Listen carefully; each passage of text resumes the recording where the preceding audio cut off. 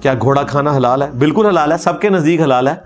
امام حنیفہ کی طرف منسوب کیا ہوا ہے، واللہ عالم انہوں نے فرمایا کہ نہیں فرمایا کہ چونکہ یہ جہاد اور قتال میں گھوڑا استعمال ہوتا ہے اس لیے کثرت سے اس کو ذبح نہ کیا جائے تاکہ جہاد کے لیے گھوڑے اویلیبل ہو۔ تو اب تو یہ بھی کوئی وجہ باقی نہیں رہی ہے۔ آپ دیکھ لیں ترکی جو ہے وہ ایک حنفی ملک ہے، لیکن وہاں آپ کو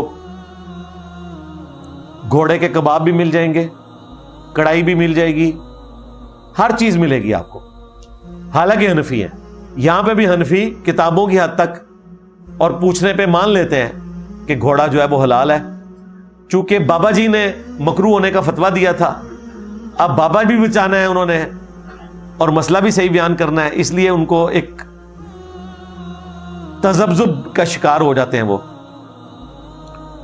لیکن کوئی بھی گھوڑے کو حرام نہیں کہتا، تو گھوڑا حلال ہے جی، لیکن گھوڑے کی قربانی نہیں ہوگی کیونکہ یہ بہیمۃ الانعام میں نہیں آتا، اس کے وہ کھر کٹے ہوئے نہیں ہوتے، فلیٹ ہوتے ہیں۔